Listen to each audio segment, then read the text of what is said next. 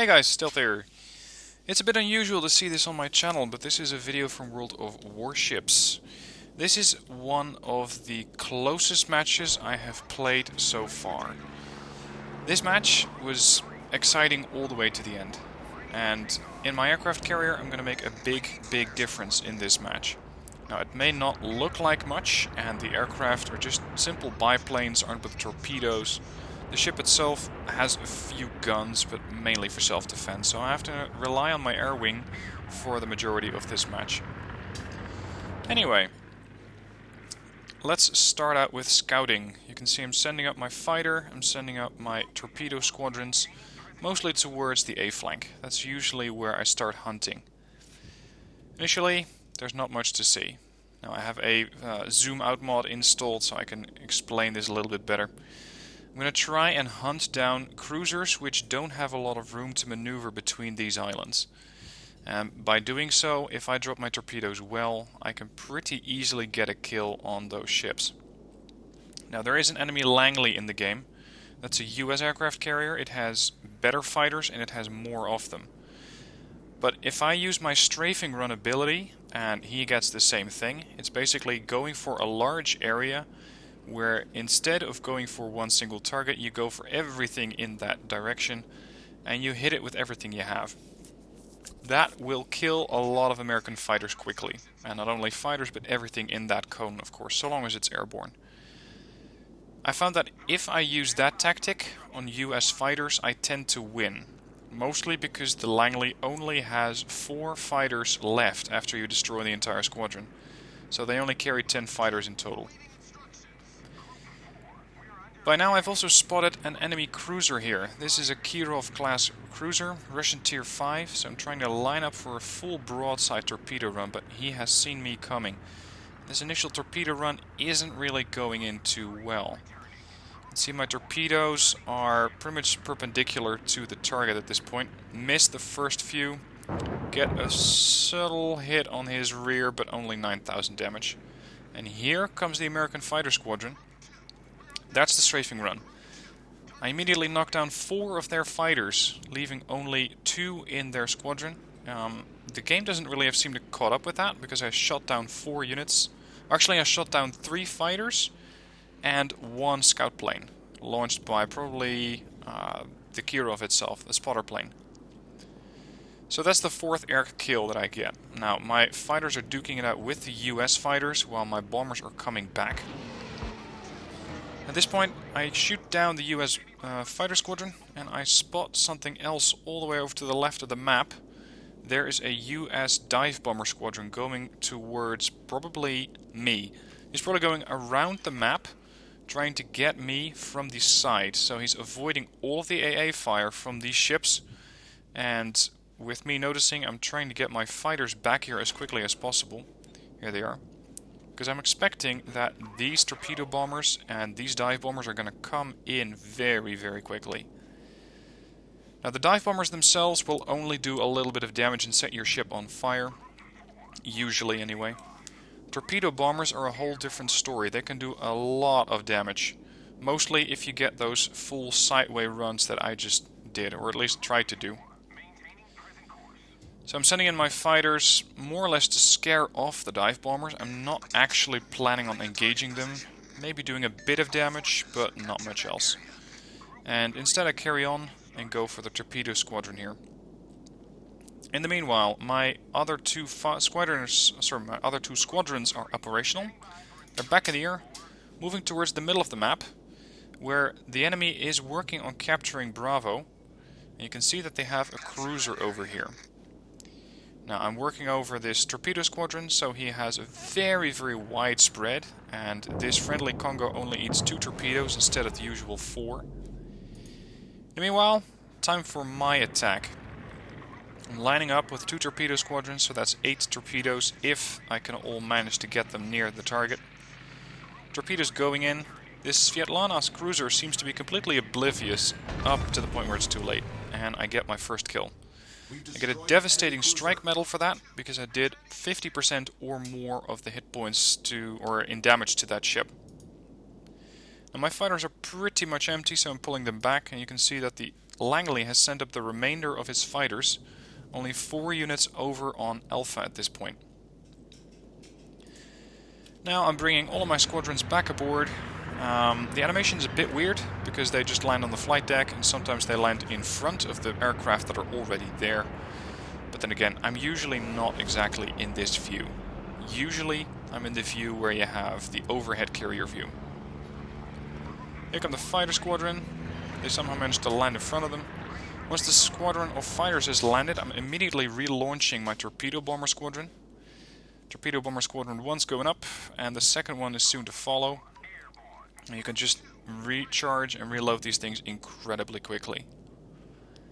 Now, in the meantime, the enemy has killed 4 of our ships. We have killed 5 of theirs, but they have also captured Alpha and Bravo. We don't have any capture zone yet, which means that they are getting a sort of passive amount of income. We don't have any such thing. So, what we need to do is capture Alpha all the way over here. Bravo in the middle, where we currently don't have any ships. The only ship that is close there is a Furutaka. And over towards Charlie we have 1 wounded Karlsruhe, a German-class cruiser. Or a German, I believe it's a tier 4? Yeah, tier 4 cruiser. Doesn't look like it's doing too well. And that's pretty much our entire presence on the eastern side of the map wiped out. So I try to do a bit of damage here. Coming in with my torpedo bombers, going for the Congo. Again, I'm going to try and get a full broadside on him. And you can see he has taken a bit of damage already over on his stern. Otherwise he's okay. Torpedoes in the water. Not really a good angle. I don't land as many hits as I had hoped. I only get 3 hits and I cause a bit of flooding on this guy. But he has more than half of his hit points left. So I am no way going to kill this thing on my next torpedo run. Not likely anyway. My fighter squadron is back operational, providing cover for my allies here. And at this point I'm saying, guys, please cap something. We need to cap one of the areas, or even just get in there to make sure that they don't get that constant income. Because the moment that this counter up above reaches 1000, we lost. And right now we are 250 points behind. So we are not doing very well. Torpedo squadrons being recalled. One of my squadrons lost, I believe, a few fighters or a few aircraft here. This one's down to 2 aircraft. Luckily I have a bit of resupply. I have 6 torpedo bombers left now. Normally I have a supply of 8, so the squadron is back up to full strength. The other squadron has been rearmed, launching off the deck. Now you can see that unlike most carrier captains, I don't scour off to, let's say, all the way over here in J1 and sit on the edge of the map. I don't find that particularly useful. Because the farther I get away from the battle, the longer it takes my fighters and bombers to reach their destination and to be effective.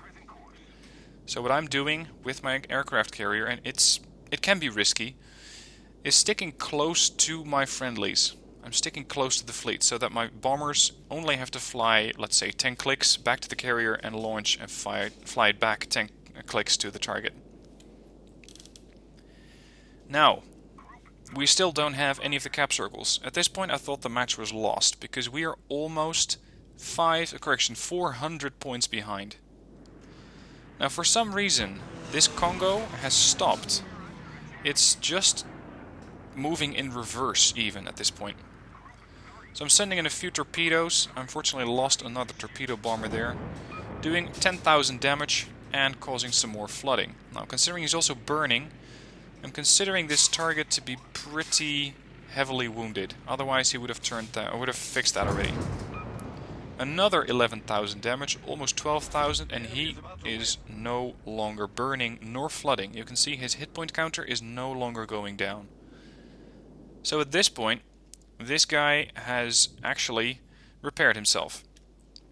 We don't really have any ships close, although we do have the Congo here, French, and he is working over this Congo. He also managed to neutralize the A-cap, and we're pushing in there as fast as possible, but at this point we are still 400 points behind. Concentrate fire on the enemy warship. I asked people to concentrate fire on this wounded Congo, because you can see that he's using his repair ability and he's actually regaining some hit points. The enemy is about to win. We got some shells going in. Unfortunately, they don't exactly hit the target. Again, my squadrons have reloaded on the carrier and are taking off again. At this point I've actually delivered 11 torpedo hits. And in the corner of the map here, I spot another bomber squadron coming in. This is a dive bomber squadron. So I send in my fighters, again, to first scare off the dive bombers before they manage to kill the Furutaka. If they do that, we're going to lose a few more points. They seem to have done a little bit of damage, but he is mostly doing okay. This one, though, again, is far more dangerous. I can pursue the dive bombers, but it won't do me any good. These guys are the actual damage dealers, and using this strafing run, I again get a high number of kills here, quickly. Most ships can dodge one torpedo perfectly.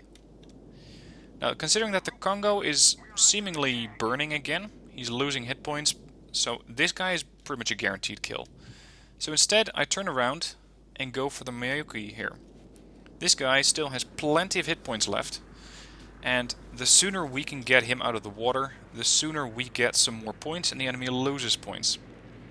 So, torpedo runs going in. I aim in front of the target, give him enough lead to make sure that my torpedoes will arrive at the same time the ship arrives there.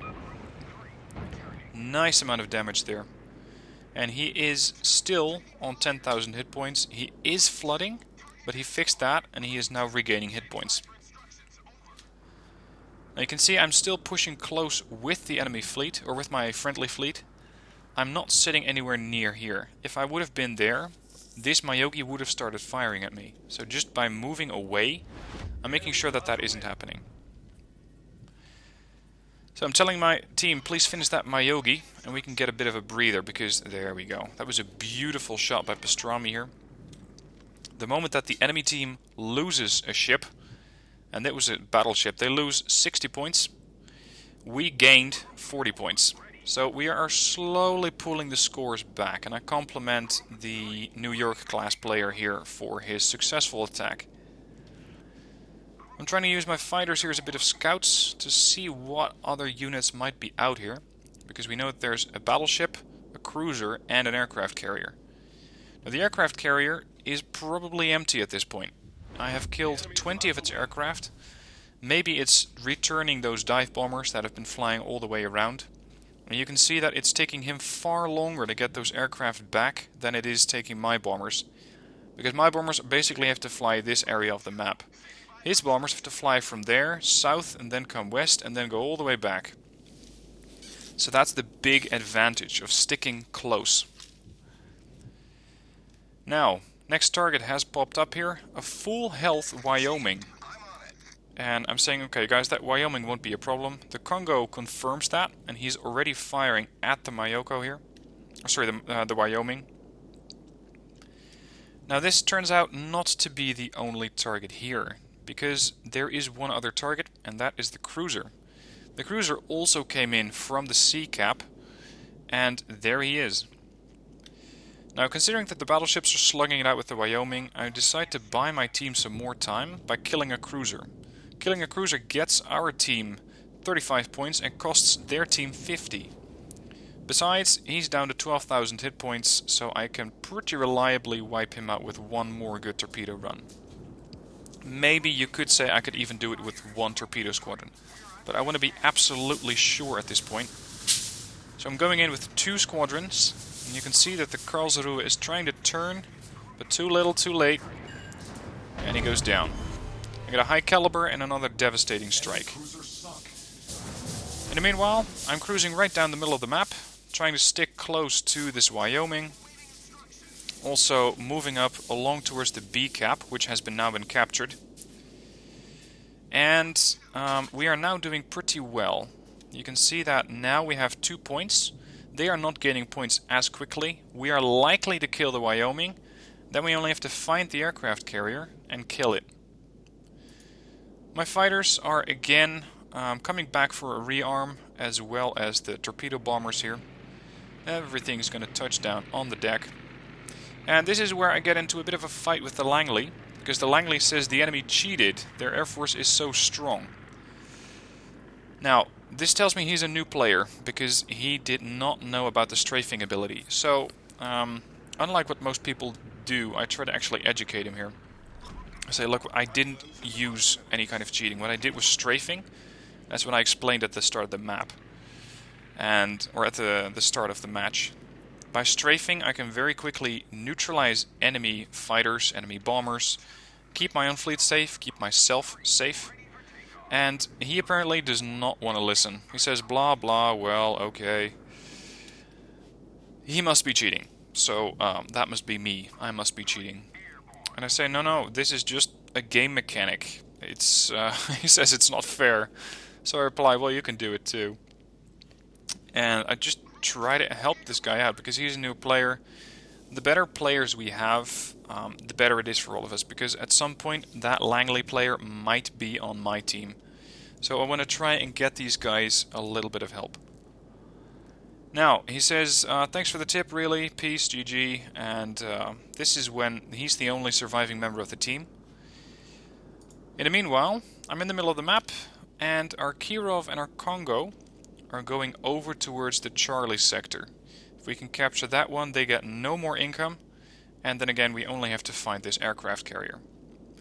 Now, with these squadrons, I am not likely to kill this thing outright, because I believe a Langley has about 36,000 hit points. I can reliably deliver about 20 to 22,000 damage, so I won't be able to kill him outright. The Congo thinks that the Langley is down there. I've been paying attention to where his aircraft are coming from, though, and I don't know. I know he's not there. No, he's up here. So 33,700 hit points. So I decide to do 2 separate torpedo runs. I'm going to try and tempt this guy into using his repair ability, so he's going to stop my flooding. So I'm keeping my number 4 torpedo squadron down here. Number 3 is going to come in for the attack. And with number 3 I'm going to try and get this guy to start flooding. Flooding damage is damage over time. And the more of that damage you have, the faster you're going to start taking damage to your hit points. You can see he's slowing down as best he can, but not enough. 20,000 hit points. I knocked off 13,000. And you see he's now bleeding, as I call it, or sinking. He now fixed it, and now I'm coming in for the second strike, because that repair consumable is going to be out of action for a while. Second torpedo squadron comes in, and I really don't have to hit him that bad. So long as I cause flooding, I should be fine. Boom. Another very good torpedo run. I cause 2 separate elements of flooding, so he's really taking a lot of hit points damage now. And in the meanwhile, I'm pretty much cruising straight for him, because I can still ram him, and if that doesn't work, or until that time, I can still get in closer with my torpedo bombers. Fortunately, I don't need to do that. 3,800 hit points, 3,400, 3,000, and there he goes. He just keeps flooding. There's nothing he can do. He's gonna go down. We really turned this match around. By simply prioritizing targets and trying to get those cap zones. This is really crucial. Alright, and this is the battle results screen. It's a non-premium account that I'm running currently. I got 1,685 XP for that, a lot of credits. And you can see I got 21 torpedo hits, shot down 25 aircraft, which is quite unusual for a Japanese carrier, and I really helped my team out there. As far as team score goes, scored top of the team. The second player on my team was Rommel, probably Deutschland, in the Kirov cruiser, and then we have the Congo player down there. And finally, the damage done, 127,000 in torpedo hits. You can see that flooding's caused up in the top section. That's pretty much the damage that I did over time to that enemy aircraft carrier. So, that was, for me, a really exciting match to play, and I hope you enjoyed watching it. Let me know if you want to see more World of Warships content on my channel, because if so, I will put up more soon. Thank you for watching, hope you enjoyed, and I'll see you soon.